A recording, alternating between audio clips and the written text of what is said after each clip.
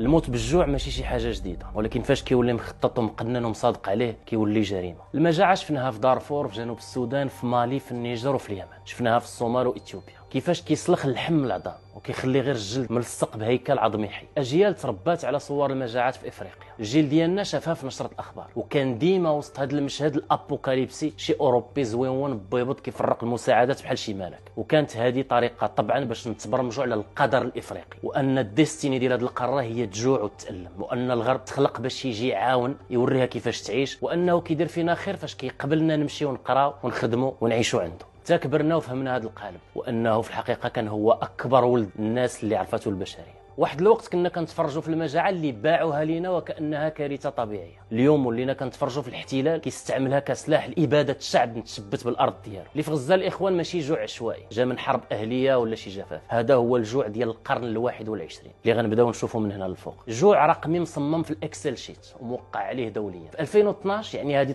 13 عام، 5 سنين من بعد البدايه ديال الحصار ديال غزه اللي بدا سنه 2007. خرجت واحد الوثيقه سريه تبع وزاره الدفاع الاسرائيليه، كان محدد فيها عدد السعرات الحراريه اليوميه الكافيه باش الناس في غزه ما يموتوش من المجاعه، وفي نفس الوقت ما تسمحش بتحسين الحياه ديالهم. الهدف من الحساب ديال هذه السعرات الحراريه واضح، هو يعرفوا كيفاش الناس ديال غزه يقدروا يبقاو عايشين ولكن بلا كرامه. وكان الجواب هو 2100 سعره حراريه كسقف اعلى المسموح به يوميا للفلسطينيين في ذاك الوقت. كان حصار خانق، عدد الشاحنات بالميزان، الدواء بالترخيص، الماء ملوث او ممنوع. هذا الشيء موثق في وثائق خطه الدخول اللي فتحها مركز جيشه لحقوق الانسان، واللي كيبين كيفاش اسرائيل كانت كتحاصر غزه باحتراف وبحسابات دقيقه، ماشي كيفاش تعيش ولكن كيفاش تموت ببطء. يعني 7 اكتوبر الاخوان ما جاش من فراغ، ماشي كانوا ناس عايشين في بحبوحه من العيش وقالوا واحد النهار اجي نهجموا على غلاف غزه. اولا هما محتلين اصلا، ومن حق اي دوله تحت الاحتلال انها تقاوم من اجل الاستقلال ديالها، وثانيا كانوا محاصرين ومن حق اي واحد محاصر انه ينتفض. غير هو دابا دزنا من الحصار للاباده، ومن الاباده بالقصف اللي ما قدروش يكملوا واحد كدير الصوت والصداع للاباده بالجوع، حيت الجوع كيقتل بالسكات. لكن هادشي اللي واقع في غزه راه ماشي غير جوع عادي، جوع مبرمج وموقع عليه دوليا ومسكوت عليه اعلاميا، جوع مقنن على حساب ردود الافعال. اذا الغضب الشعبي العالمي تزاد ولا كيشكل خطوره، كيدخل عدد محدد ديال الشاحنات اللي اصلا كتنهب وكيتباع ويتشرى فيها، وكتدخل غير باش تمتص هذا الغضب، زعما راه حنا كنديروا اللي علينا. اما هو في الحقيقه راه 2 المليون ديال الناس في غزه تخطط مسبقا على انهم يموتوا يا بالقصف يا بالجوع يا يترحلوا. غزه تخطط لها على انها ما تبقاش تابعه لفلسطين ولا المقاومه. في الصومال او في اثيوبيا كانوا الاطفال كيموتوا وسط الحرب الاهليه وغياب الدوله كيف ما باعوها لنا، ولكن في غزه كاينه دوله اللي عاد بداو الاوروبيين كيعترفوا بها من اللي بدا عليهم الضغط الشعبي وتفضحوا على انهم اعداء الانسانيه. كطبيب نقدر نفسر لك شنو كيوقع بالضبط للانسان اللي كيموت بالجوع. في الايام الاولى كيحس بالدوخه، قوليه الراس وبالحريق في المعده، من بعد الجسم كيبدا ياكل راسه، كيفكك الشحمه، ومن بعد العضلات باش يقلب على الطاقه، من بعد كيقلب عليها فاش ما كان، حتى في الاعضاء بحال الكبده. الجسم كيولي يقلب على اي حاجه فيها غير شويه ديال الطاقه باش يقدر يعيش، وحتى الدماغ كيبدا ياكل العصا. التركيز كيمشي، ما كيبقاوش الاحلام ولا تفكير ولا والو، كتولي غير الهلاوس وتشوف الخبز في كل شيء، كتولي تسمع الصوت ديال المعالق وتشم الريحه ديال الماكله في ايتها حاجه، وكتبدا تفقد الوعي بشويه بشويه. المناعه كتنقص، الحراره ديال الجسم كذلك، الدقات ديال القلب حتى هما كينقصوا، الدوره الدمويه كتقال، الكلاوي ما كيبقاو يصفيو حتى شي حاجه، الدم كيتجلط، التعفنات كتكثر، وكيوقع الموت حيت المخزون ديال الطاقه كينفد من كل شيء. التنفس كيوقف، الكلاوي والكبده كيفشلوا، القلب كيسكت، والدماغ كيطفى، وكنوصلوا لمرحله الملتي اورغان فيلر او الفشل المتعدد الاعضاء اللي كيسالي بالموت. الانسان اللي كيموت بالجوع كيتفاغى بشويه، وهو ابشع الانواع ديال الموت، حيت العالم كله كيكون عنده فرصه باش يعتق هذه الارواح، ولكن كيفضل على انه ما يخسرش نهارو بهذه المناظر حيت داك الشيء كيبرصد. واللي ابشع من هذا الشيء كامل هو ان العالم كله كيغدي هذه المنظومه الراسماليه اللي كتجوع هاد الناس بهذه الطريقه. هذا الشيء راه جاري به العمل في منظومه القيم الغربيه، وتاريخيا الجوع كان سلاح ديال الاستعمار. بريطانيا اللي هي الام البيولوجيه ديال هذا الكيان ارتكبت وحده من ابشع المجاعات، مجاعه البنغال في الهند 1943 اللي قتلت جوعا اكثر من 3 الملايين ديال الهنود. ميريكان اللي هي المربيه ديال هذا الكيان خلاص جوعت الفيتنام ودمرت الزراعه ديالها بواحد المبيد اعشاب كيميائي سميتو اجنت اورنج طنجة، وفرنسا خلاص جوعت افريقيا على قدها، وخصوصا الجزائر تحت شعار اخضاع القبائل. واليوم اسرائيل البنت ديالهم والوكيله ديالهم في المنطقه كتستعمل نفس المعادله ونفس الاستراتيجيه، ولكن بوقاحه وهمجيه اكثر. المجاعه اليوم ماشي غير النقص في الماكله، ولكن نتيجه ديال الفائض في الحقاره والنفاق. المجاعه اليوم هي قرار استراتيجي باش يركعوا اخر رجال اللي كتقاوم هذه المنظومه الماديه المسخه، ويهدموا المجتمع الغزاوي من الداخل، وينتجوا جيل مكسور مهرس منهك قابل للاستعمار بلا قصف، حيت القصف ما صلح لهم الوالو. في غزه كيتقتل الجنين بالجوع قبل ما يتسمى، وكتفقد الام الحليب من الصدر ديالها، وكتخسر ولدها وهي كتشوف فيه، وكتقول اسمح لي يا حبيبي راه حتى انا جيعانه. الغريب ان العالم كيشوف والناس كتصور والجوع مستمر. في هذا العصر الرقمي كاينين ثلاثه ديال الانواع ديال البشر: ناس ما مسوقاش، وناس كتفرج في الموت، وناس كتحاول توقفه. السؤال اللي غتسول كلاسيكي: شنو غندير؟ ماشي هذا هو السؤال الحقيقي. السؤال الحقيقي هو واش انت جزء من هذه المنظومه ولا لا؟ بوحدك راه ما غتغيرش، ولكن بوحدك غدير اللي عليك. شوف لمن كتعطي فلوسك، لمن كتعطي جهدك، وشنو اللي طاغي على التفكير ديالك. وماشي انا اللي غنقول لك شنو غدير، على الاقل شارك وفضح شنو واقع، حيت كيحاولوا يقطعوا عليك الصوت قبل ما يقطعوا عليك الخبز من بعد. حيت الا سكتنا اليوم، اذا هبطنا السروال اليوم، اذا ما نهضناش بالامه ديالنا وبلادنا اليوم، غادي يجي واحد النهار غتقدر تلقى راسك حتى انت كتموت بالجوع، وما غتلقى داك الساعه اللي غيكتب لك شهاده الوفاه. غزه ماشي هو الهدف الوحيد، غزه تجربه، وحنا الضحايا الجايين، الواحد